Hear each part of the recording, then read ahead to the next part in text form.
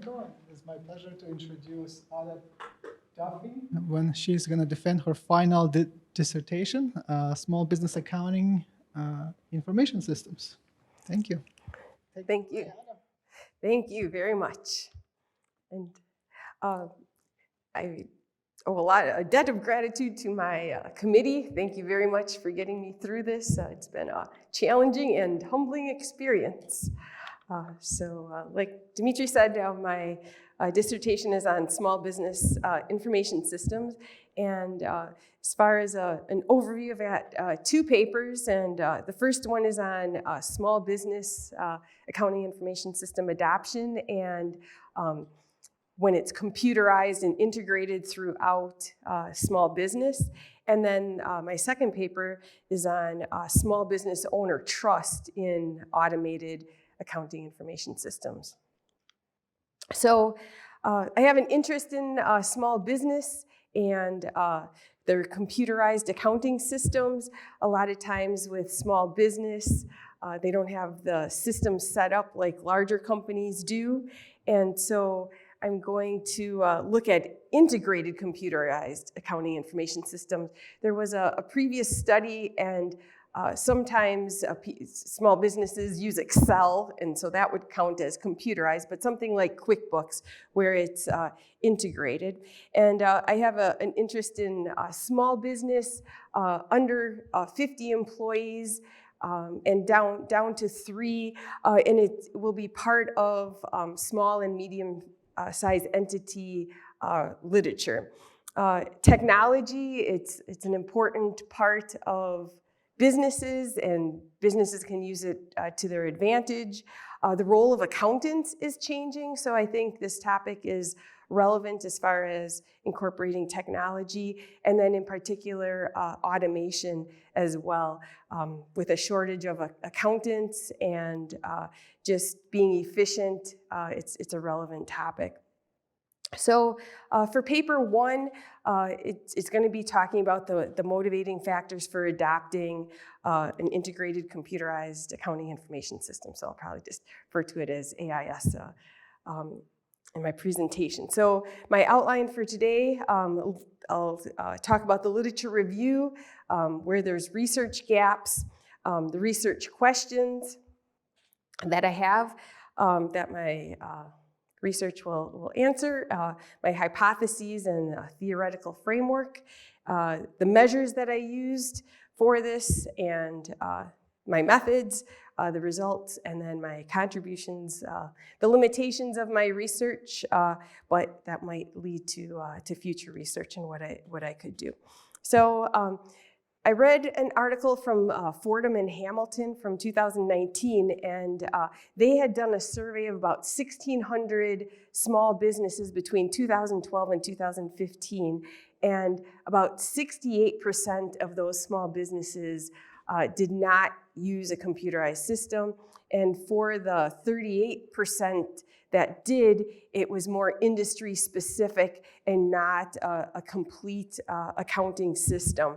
So I wanted to see how things have changed, or what I could find out about the motivating factors of that. That research was more descriptive and just figuring out what small businesses were using. So there is a research gap as far as finding the motivations for adopting an integrated computerized accounting information system. And especially for small businesses, a lot of researchers like looking at bigger companies. Small businesses, there's a lot of variety in them, although they are important to the economy. There's a presumption that, at least Fordham and Hamilton made the argument that there's a presumption in literature that these small businesses are automatically using QuickBooks and automatically have these systems in place. But when he did his research, he did not find that. So, and I'll be using the TOE framework, so technology, organization, and environment, to see about the adoption of the AIS. And then also there's a gap in the literature. And I looked again, there doesn't seem to be literature and even recent literature about the accounting systems that small businesses use, and in particular in the United States. There are, and on the next slide will cite some, where in Malaysia and Jordan and Ethiopia, where they have done some studies for technology adoption. So the TOE framework, there's different theories and frameworks that explain technology adoption, and there's the technology acceptance model. So there's a lot on the individual level. So what motivates individuals to adopt it? So if the technology is perceived to be useful, if it's perceived to be easy to use, those are motivating factors under the technology acceptance model.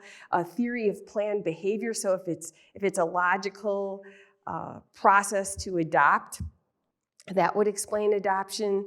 And then diffusion of innovation, so how does the use of technology spread either throughout a company or an industry. So there's some other theories out there, but the TOE framework is more applicable on a firm level and incorporates multiple different aspects versus just the individual level.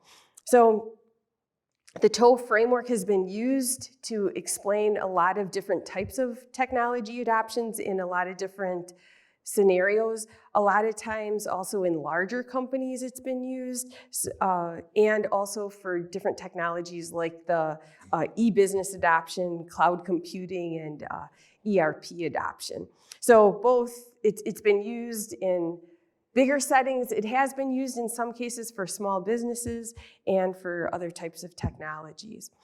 Like I mentioned before, there has been some studies regarding AIS adoption in small businesses, but not in the United States. And with the United States having a different economy and different influences, it was worth doing some research in the United States. So my research questions are, what are the factors that influence the adoption of the integrated computerized AIS in small businesses? And what is the prevalence of the use in the United States? And then how are small businesses using their accounting system? So my model, and I'll just give a quick overview, and then I'll dig through each of the items. So the factors that I have, so we've got the technology or the technological context, the organizational context, and environmental. So the technological context incorporates different aspects of technology for the small business.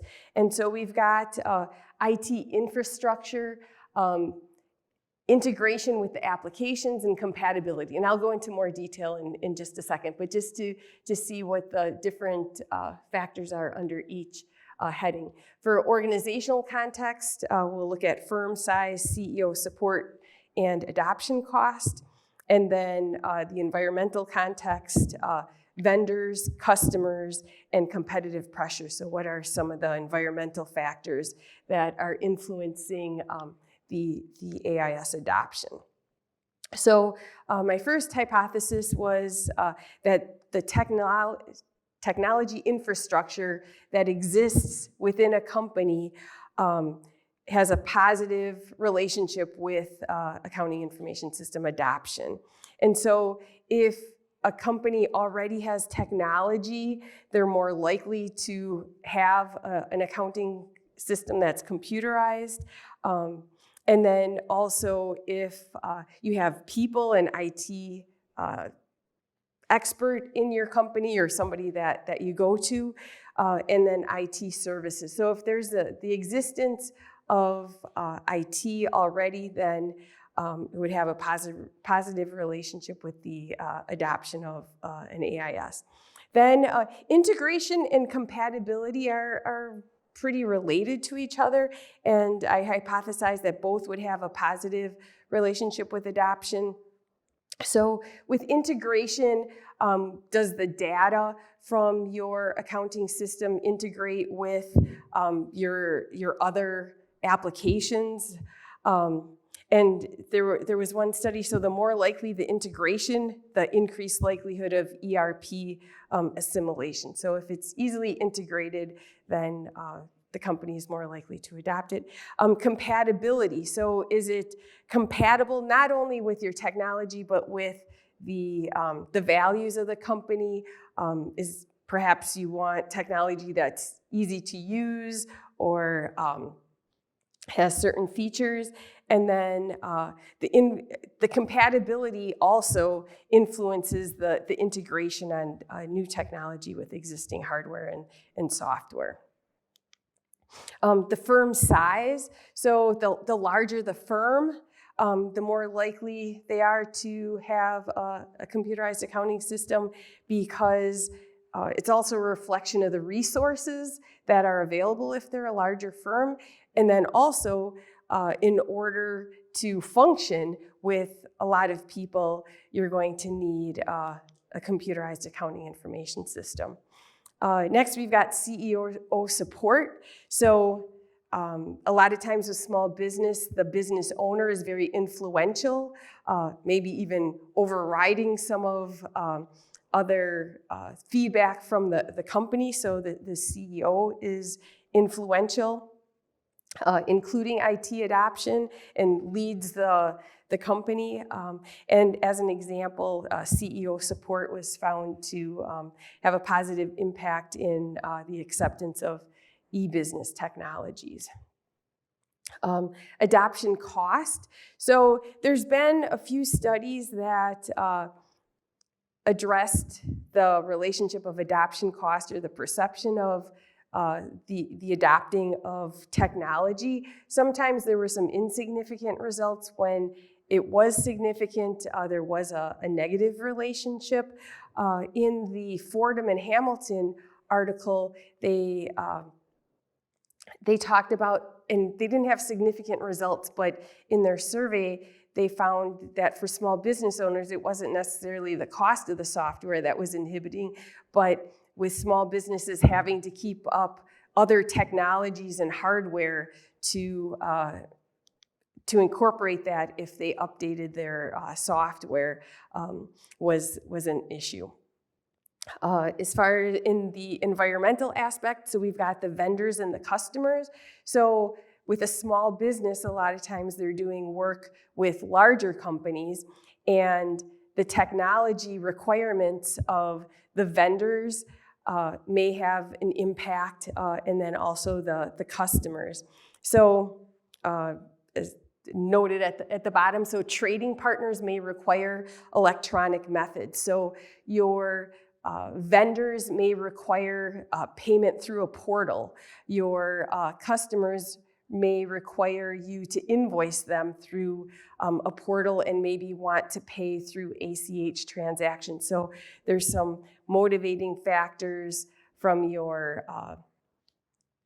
industry that, or your partners, that may motivate some of your technology decisions. So I hypothesize that both of those would have a positive relationship with adopting a computerized accounting system. And then lastly, competitive pressure. So a lot of times you're working in an industry, and if another company can make something easier or is quicker, there's competitive pressure for a company to adopt something either similar or better than their competitors. So competitive pressure was found to influence AIS usage and adoption in literature. It affected e-commerce adoption and IT adoption in various studies. So just to summarize the different hypotheses, the cost was the only one hypothesized to have a negative relationship. And then also, I did have a control variable of firm age, being that sometimes with small business, there's sometimes a transfer of ownership. So maybe a company has existed a while and then an employee buys it. So trying to track down an accurate firm age could be a little challenging, and so I had that as a control variable. So for my research, I conducted a survey. I created it in Qualtrics and surveyed small business owners that had between 3 and 49 employees. The Fordham article used 50 employees as a cutoff. They're really, in research, there's a variety of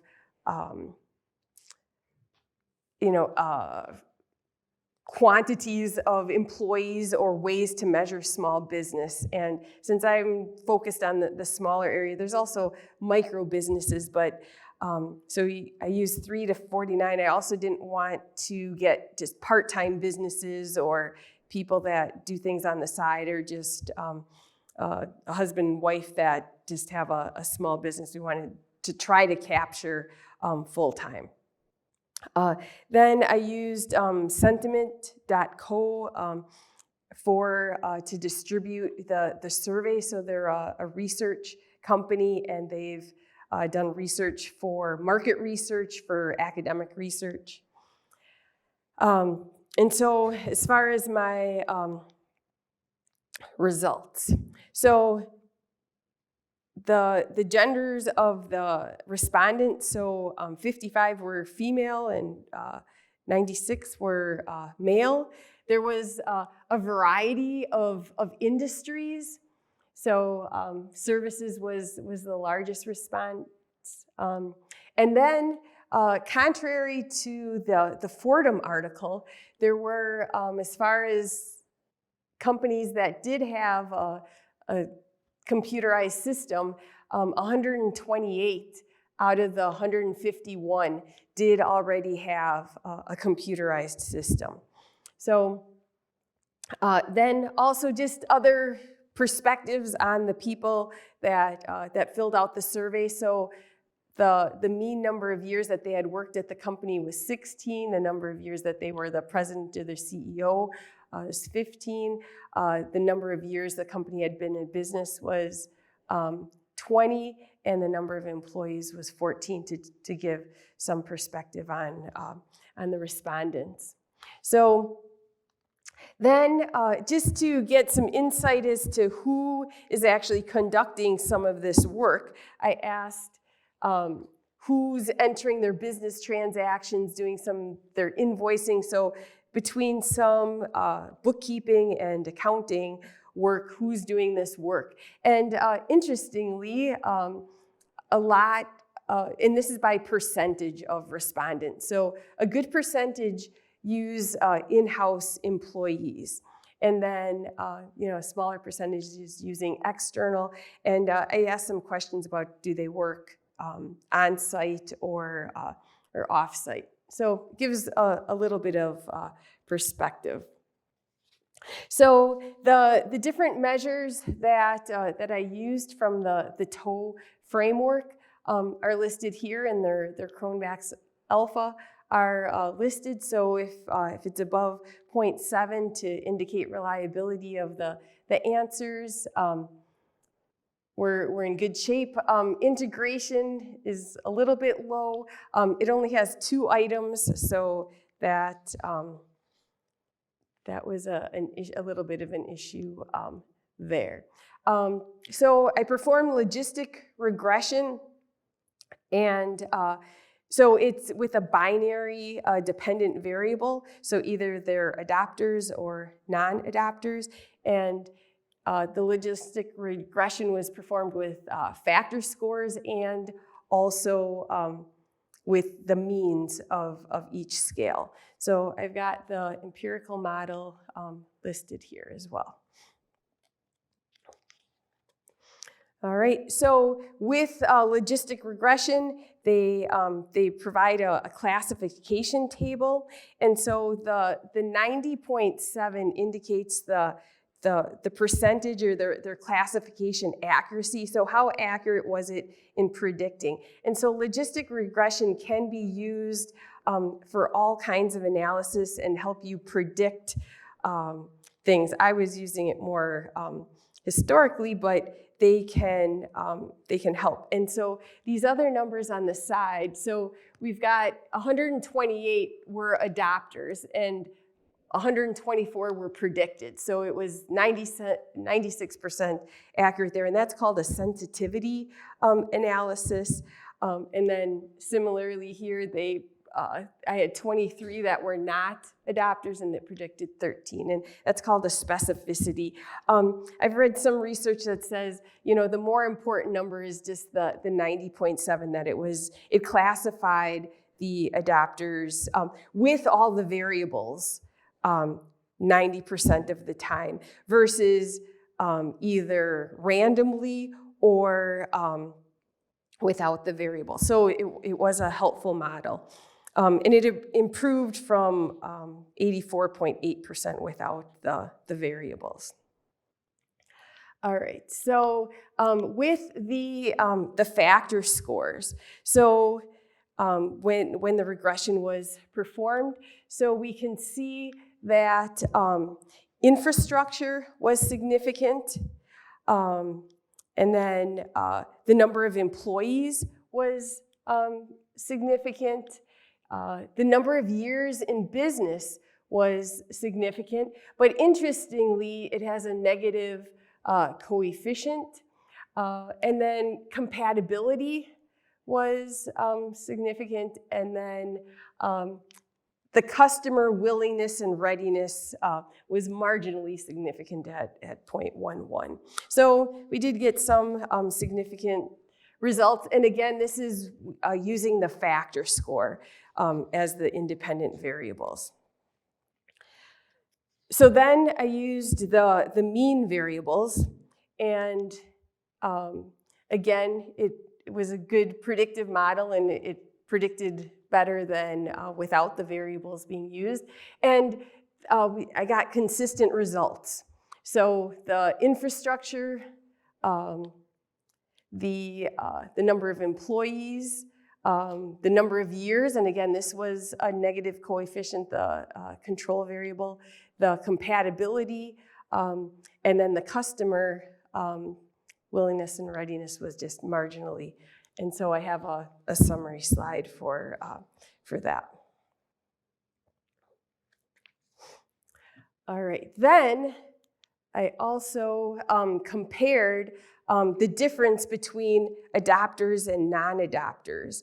And there were some, as far as their results, and the differences were significant in many of the situations. So these weren't part of my hypotheses, but it does show that a lot of times, the adopters have more infrastructure, perceived more infrastructure than the non-adopters. So, or more integration, more compatibility. One interesting thing I found or thought was with the customer willingness and the vendor willingness, the non-adopters had lower scores. So, maybe the sophistication of the industry that they're in isn't, is just different than the adopters. So as far as contributions, the TOE framework has been applied to the adoption of the computerized system by the small businesses. It explains the motivating factors. And interestingly, there is a significant percentage, 84% do have that, the accounting system versus 68% that didn't. That previous study, they surveyed small businesses between 2012 and 2015. Limitations, so it was limited to the participants that chose to answer a sentiment notice of the available survey, self-reported information. It doesn't, I asked who performs some of the work, but I didn't get into the actual use, and so that might be something for future research that are all the capabilities being used by these different companies. As far as future research, so again, the use, the satisfaction, how their accounting software is working and integrated with multiple applications. There might be other methods of reaching small business owners, and then also perhaps looking at companies that have 1 to 2 employees and how they're surviving with their accounting system.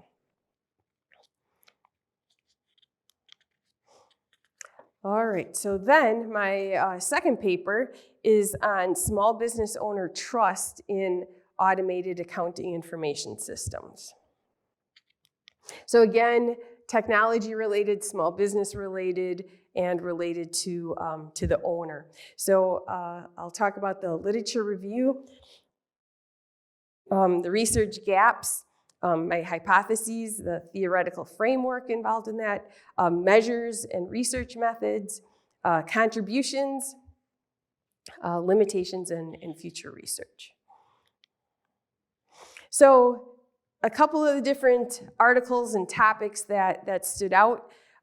Accountants are, and they have been, but even increasingly in this environment, are becoming technology advisors and consultants. So not only the accounting part of things, but implementing that software. Robotic process automation adoption, it's been around a while, but it's now available for small businesses. And with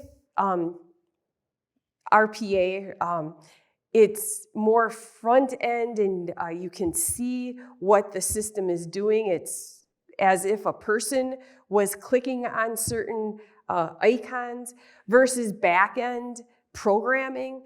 And so it is available for small businesses now, and it's still developing in small businesses. So relevant research to apply. Also with technology implementation, a lot of times it doesn't always go smoothly. And so there's a concept called information system development project distress. And so there's a lot of research on the startup and the conclusion, and whether the conclusion was a success or a failure, but not a lot of research on in between or when there's struggles with the implementation. And then lastly, technology readiness. So I'm going to use the technology readiness index that gives insight into the perspective of the business owner and their inclination to use and accept and their perception of technology. So the research gaps, so small business application of RPA. So it hasn't always been cost effective, and it's evolving so that it is possible for small businesses to use RPA and a couple of the software programs, so UiPath and Automation Anywhere.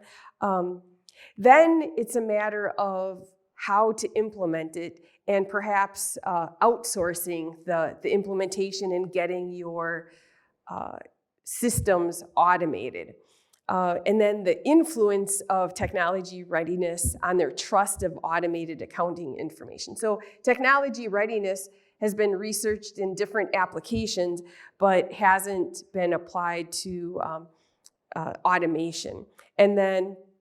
And especially in a small business context. And then the influence of technology readiness on continuing the RPA implementation after initial difficulty. So like I mentioned before, there's a lot on beginning stages or final stages, but sometimes in the middle of an implementation.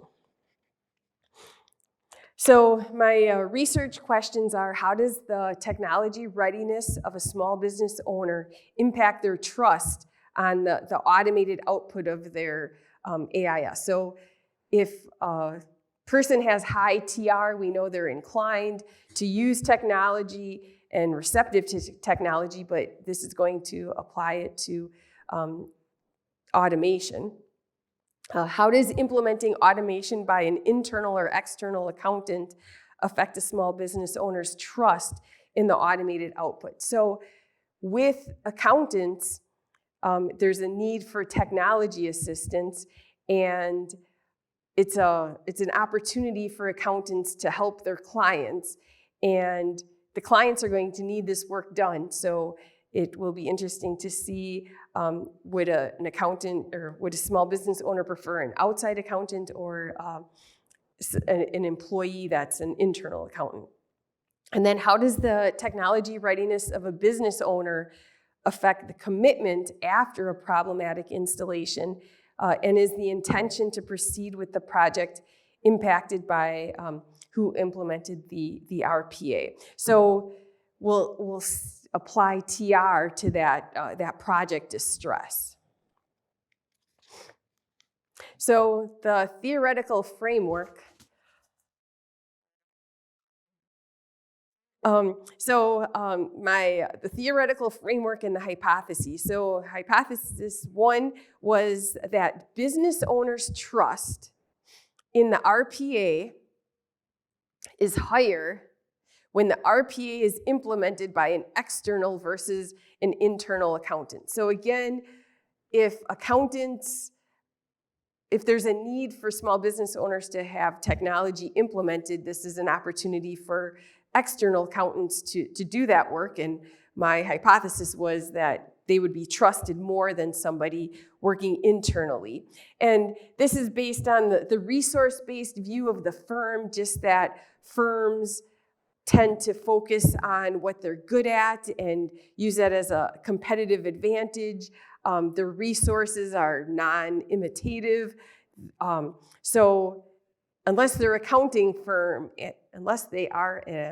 accounting firm, doing accounting is probably not their specialty. And so an outside company would be more trusted to do this. Source credibility, that the external accountant has more experience in a variety of customers and applying getting that knowledge from different scenarios. And then the expertise and trustworthiness elements of source credibility. So again, those outside accountants may be perceived to have some experience with a variety of scenarios versus the internal accountant who just sees the one company. Hypothesis 2 is that technology readiness will moderate the effect of the RPA implementer. So I referred to the external and internal accountant as an implementer. So the technology readiness will moderate the effect of the RPA implementer on trust, such that the difference in trust between RPA that was implemented by an external versus internal RPA implementer is greater for business owners with low TR as compared to business owners with high TR. So I've got a diagram in a second. So the reason it might be different is because someone with high TR is more receptive to technology, uses technology more, and might not, they're already starting off at a different level of trust. So for hypothesis 2, so for low TR, so and I'll go through the different characteristics of technology readiness, but they're inhibited, they're cautious about technology. So they start off so my hypothesis is they would start off with a low level of trust for an internal accountant, but based on source credibility and not having the knowledge and having to trust the external accountant, that they would have more trust in the RPA once if an external accountant does the work. And so there's an increase, and then the business owner with high TR, they would also have an increase in trust, but it's limited so they already started off with a slightly higher amount of trust, but it wasn't as influenced. all right, or there isn't as much of a gap. So then hypothesis 3, owners will be more likely to continue with implementation. So now we're going to introduce some project distress and that their project didn't go quite as well. And so owners will be more likely to continue with the implementation carried out by an external implementer compared to an internal implementer. So this is dependent on hypothesis 1 holding, being supported. But so along with that trust in the RPA, once it's implemented by the external implementer, they would be influenced by the outcome effect. They're disappointed, but someone with high TR would be more confident in technology. People might regret not taking action in response to negative prior outcomes, so they would want to do something, and someone with TR would be more likely to do that. And then source credibility. So again, if they're more confident in the RPA when it was implemented by the external accountant, they'd be more willing to continue on with the project. My last hypothesis is that owners with high TR will be more likely to continue with the implementation following the initial failure as compared to owners with low TR.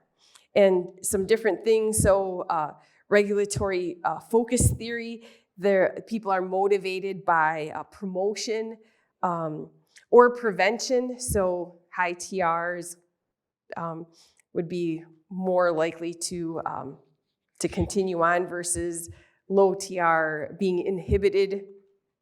Escalation of commitment, so there may be the inclination to keep on going and make a project work out.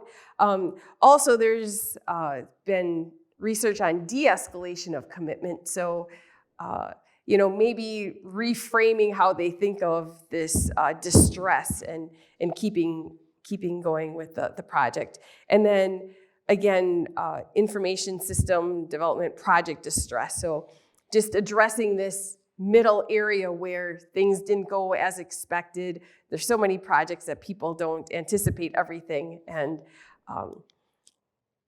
analyzing the thought process in the middle. So with this, so we've got the internal accountant with the low TR. So as far as commitment, so the low TR will be less committed to continuing on.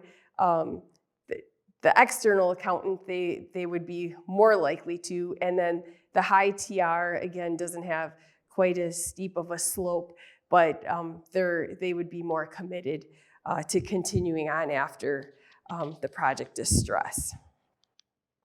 So I conducted an experiment and used Qualtrics for this. It was distributed through sentiment. I used some attention checks within there. There's 16 questions for technology readiness, and there was one question within the 16 that indicated, please select strongly agree, and if they didn't, they were kicked out. And then after the video, there were some, I'll talk about the video as part of this, but they were asked some questions about this. And then I'll mention another one in a second. So again, I surveyed small business owners with 3 to 49 employees. They filled out 16 questions, and I'll show you those in a second, to get a technology readiness score. And then I gave them a description of RPA because a lot of small business owners may not be aware of that. And they had to watch a 2.5-minute video that explained how RPA could be applied to accounts payable. And the video was locked in, so they couldn't go to the next screen until they watched the whole video. And then they had to answer some questions afterwards.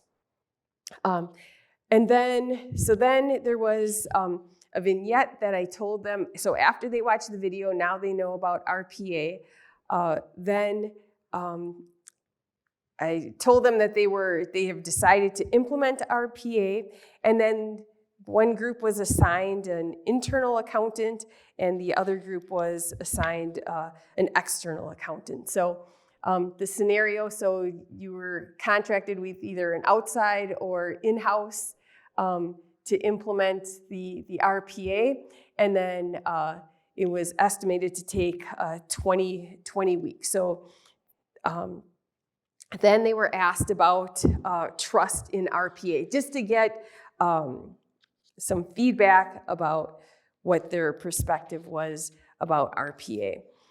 Then, after that, they were told that the RPA that was implemented by the accountant, whichever one they were assigned, did not deliver the results that were expected. And then as an example, the implementation took longer than planned. They ran into issues with data consistency, required more monitoring, so it wasn't quite as automated as they had thought. And then the accountant told them that they needed more time and would require more investment of time and money. And so then I asked them how likely it was that they would let them, the accountant, I should have changed this to just the accountant that they were assigned, to continue to improve. So what was their level of commitment? So again, there was 4 categories of technology readiness. So one of them is innovativeness. I did run the Cronbach's Alpha, although there's research that shows their results consistently. But you can get a sense for what they're asking. There's 2 sets of 4 that are more positive related to technology, and then 2 that are more inhibitive. So they call them enablers and inhibitors. So just as an example, other people come to me for advice on new technologies. In general, I'm among the first in my circle of friends to acquire new technologies when it appears. So they're getting a sense of their technology readiness and how they use and their perspective of technology. Optimism is another one. So again, strong Cronbach's Alpha. This different technology makes me more productive in my personal life. So the owners were surveyed for their technology readiness. Then we also had discomfort.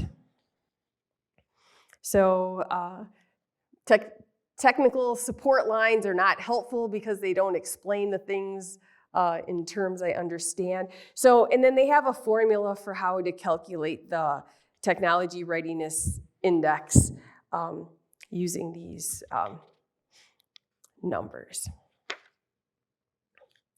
All right, so we had the 16 questions, and then again, I had that attention check in there. Then trust in RPA.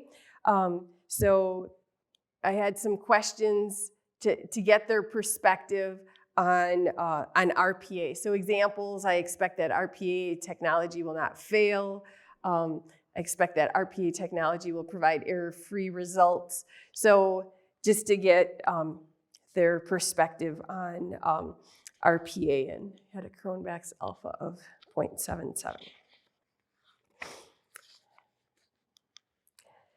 All right, then, so as far as the results, so I used one of the additional questions that was asked. So in the technology readiness 16 questions, there was another question that asked them to say strongly agree or some indication, and if they didn't choose it, they were kicked out. Then they were asked some questions about the video. If they got it wrong, they were asked it again.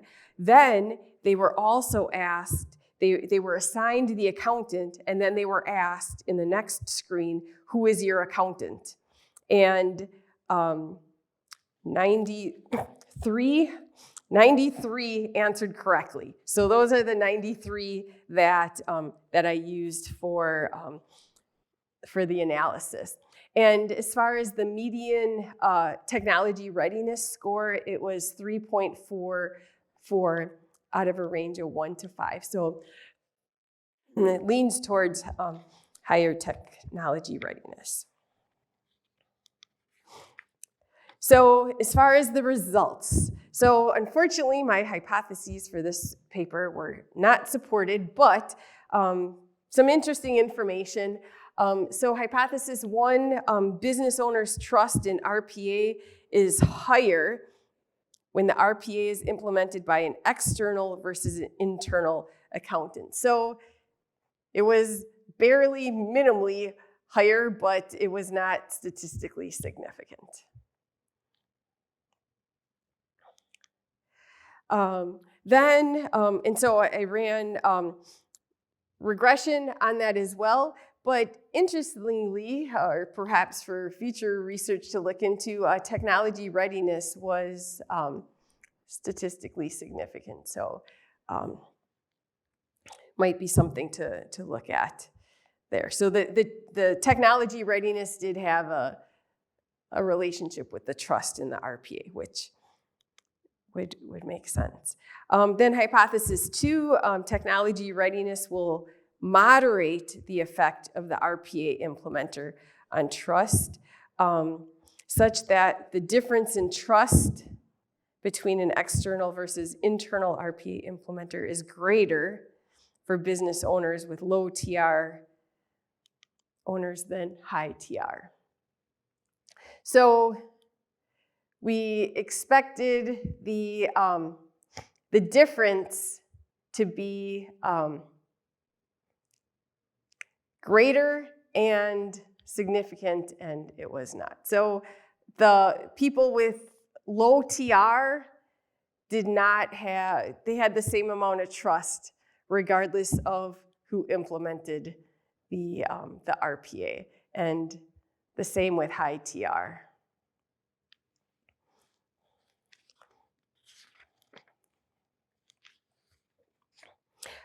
Then for as far as commitment, so owners will be more likely to continue with the implementation carried out by an external implementer compared to internal. So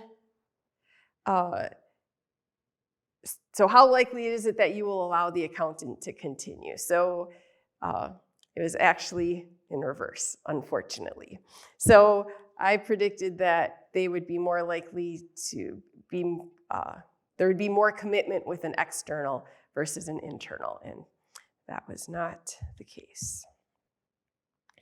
And we didn't have any statistically significant results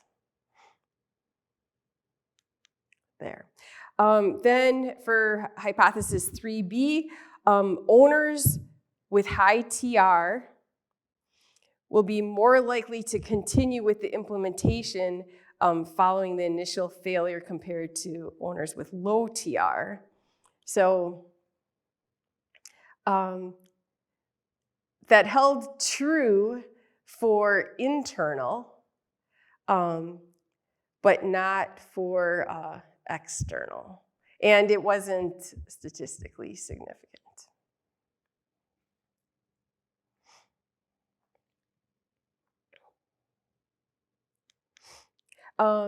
But as far as looking at, if we just look at owners with high TR, so high technology readiness,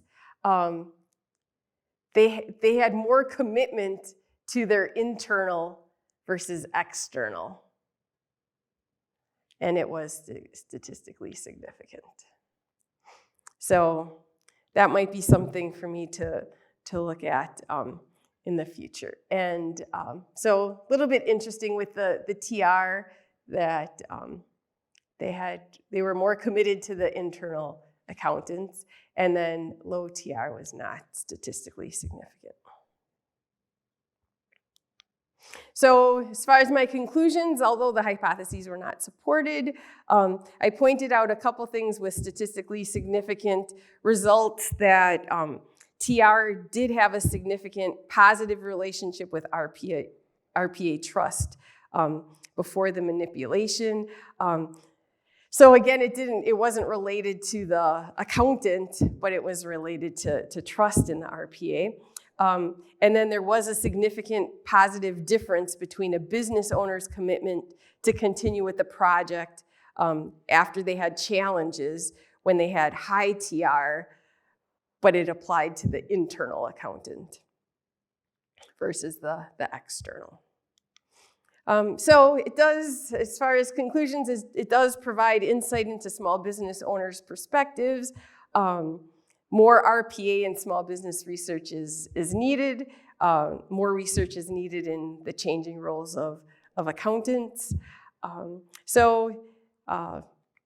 far as limited contributions, advanced small business research relative to trust in RPA, depending on the owner, and then how technology readiness influences small business owners and their technology decisions.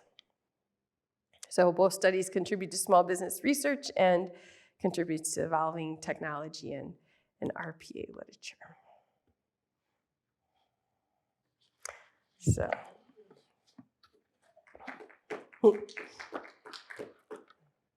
So this is the time for the questions. I didn't put that on.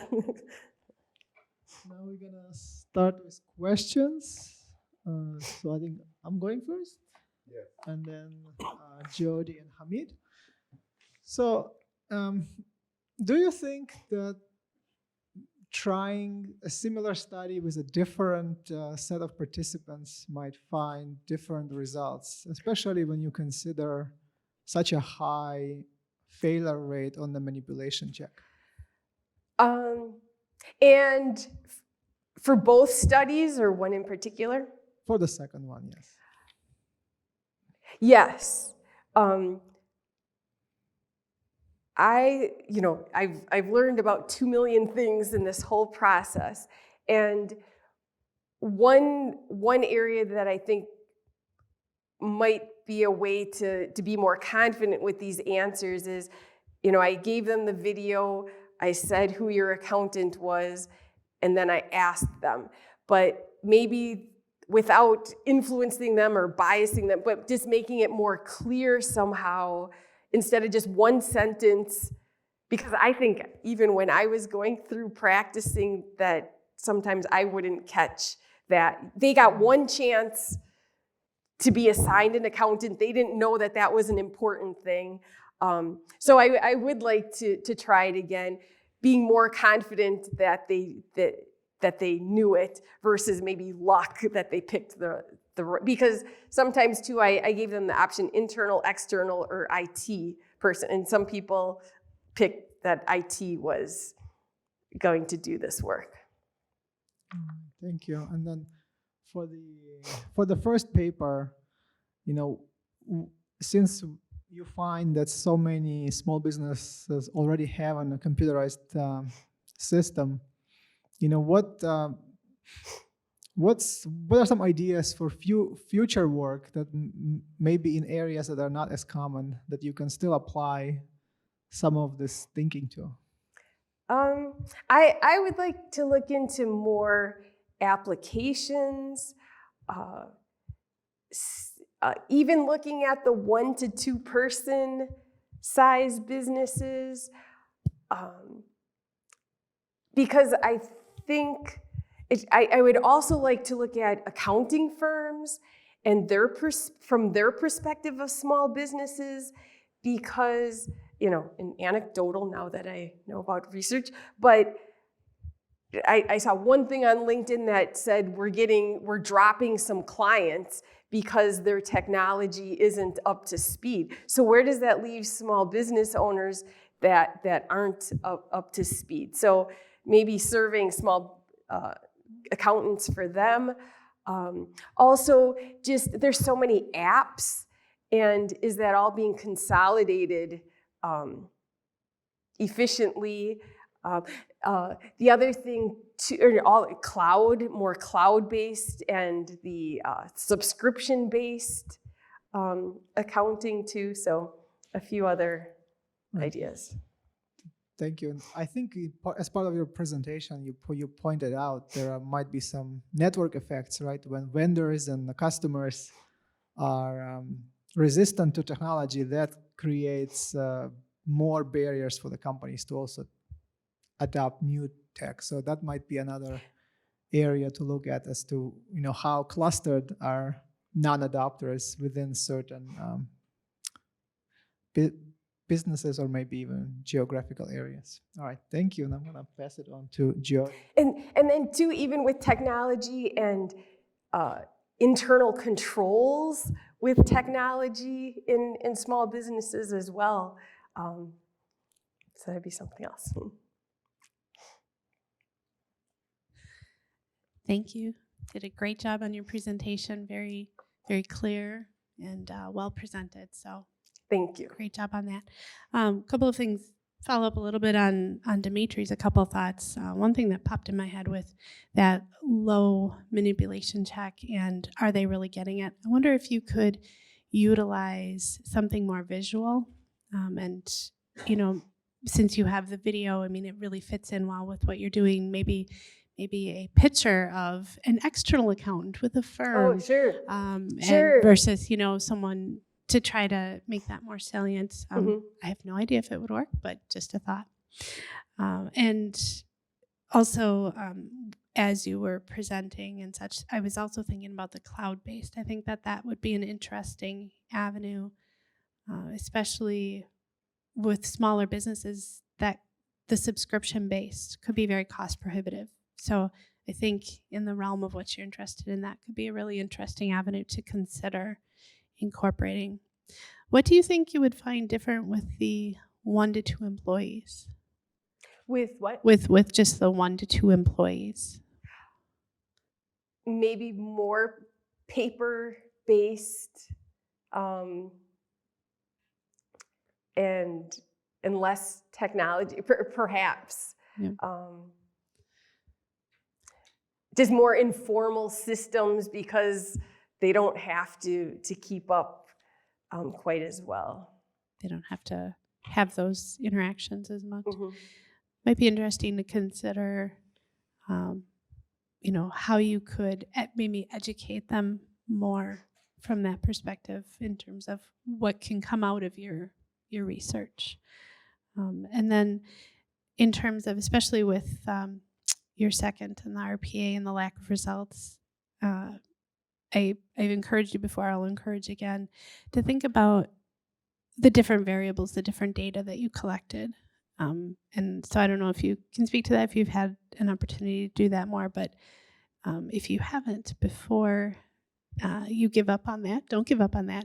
Try to dive into that data. You have a lot of data there, and maybe you can find a different story that you could weave in there. So I don't know, but well. Yes, excellent. And along those lines too, or as far as quality of the data, and Dimitri gave me an idea because I used the same set for both papers, but also too, one of the questions, another attention check or quality check I had was to write like a sentence about their company. So that gave me a little comfort that it's not automated responses. There was, and then I also at the end I gave them a box to make a comment about their software, and so that gave me a little confidence that there is a person at the other end of this, and they had to get a few things right, otherwise they were kicked out.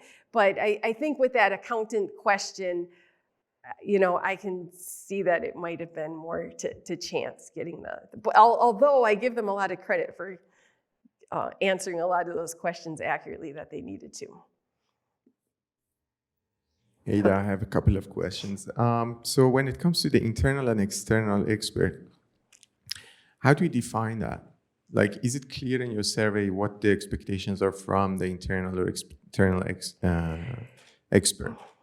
It was just a sentence. So an in-house employee, it was just swapped out, either internal or external. So that there could be room for improvement there. So based on your results that you don't have any significance for some of the major ones, that then you develop other hypotheses on top of it, I'm wondering if they even know what they are expected to answer. And considering that so many of the small businesses would not even have the resources to have an expert in-house, and it would not make any sense for them to develop their own software. Like, to give you an example, let's say, I'm just going to go with the top most extreme, ChatGPT. Mm-hmm. How much did they spend on developing a model, and how much would it cost to develop another model? How many companies can afford that? So do they even have a perception of what an internal and external expert means when they are asked to see if they want to trust one or the other? I think that would distort your responses a lot. I don't know. And then the other thing is that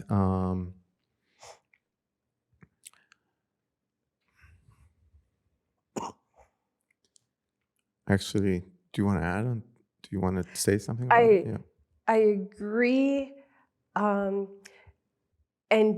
I probably need to explore more, get some more feedback about how the small businesses handle things. Mm-hmm.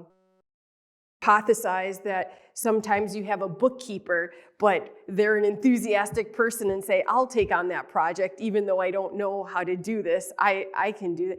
And there may be, with these results, it does give me insight that there may be high levels of trust with employees versus giving your financial information to somebody else. So there's a couple things in there.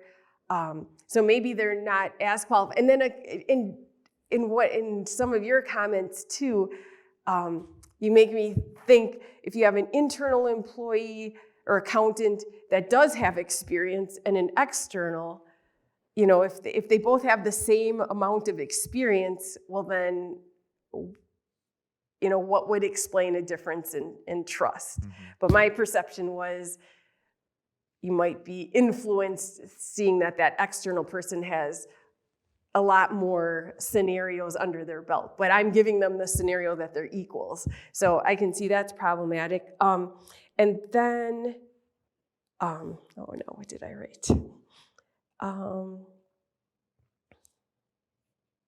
Yeah, I think just that you might trust your in-house person, even if they're not as qualified. And, but yeah, to tell them, to give them that distance.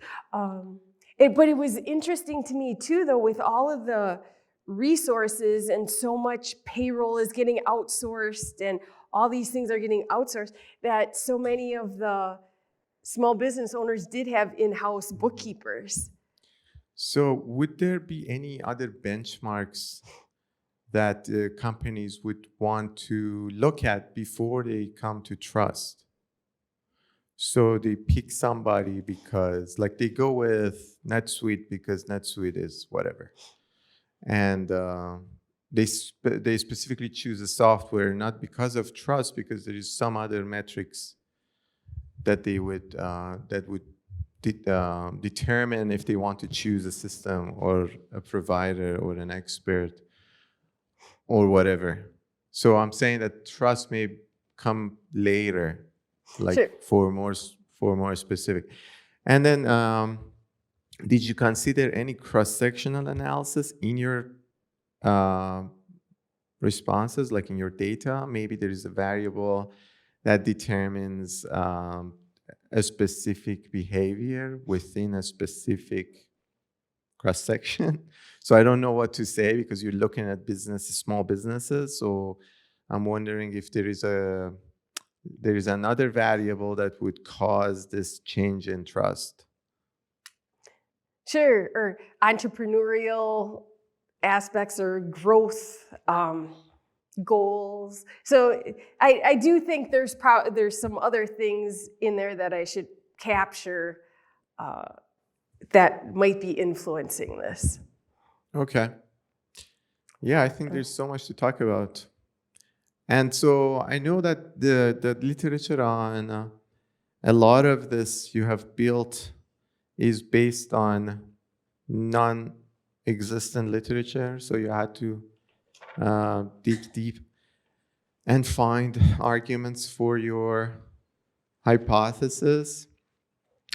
But I wanted, like, if you noticed, I have actually left a lot of comments here trying to counter-argue with you. Yes, I agree. Just to be I on can the appreciate opposite that. side. And I think you could, you need a more concrete basis to explain why it would be one way or the other. Otherwise, it's not a problem if you just state your hypothesis as a neutral hypothesis.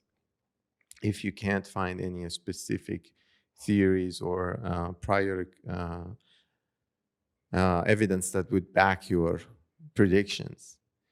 Now, last comment is considering the corporate structure in the United States, is there any, I'm not aware of, I didn't see you mention anything about Europe. Is it possible to look at European countries where the small businesses are probably, they live longer than the small businesses in the United States? Is there any incentive that, is there anything that would distinguish between how small companies operate in terms of systems in the United States and maybe in some of the European countries where they start small and they stay small? Yeah, I'm not just familiar throwing with out that. ideas No, here. I appreciate that because I'll have to look into that. I've seen, is it an international accounting information system journal, or there's a more international journal. But yeah, I'm not familiar with European small business. I've seen some articles, but yeah, I appreciate that. Okay. And and along the lines too with RPA and small businesses, another factor is sometimes as far as volume, there might not be as much volume of transactions to apply RPA, or at least right now, but maybe, as RPA develops. So it's just preliminary and see what business owners' perspectives on RPA is in the automation. Thank you. Thank you very much.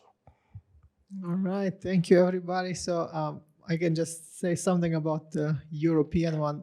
Europe is a big place, but I know in German businesses, the adoption of computerized anything is probably much lower than in America. So it might be interesting to survey those people because you will have more variation in who adapted the system. So it's a good idea. All right, thank you very much. So I think this is the end. So now Do I leave? Right. So yeah, thank you so much, Anna.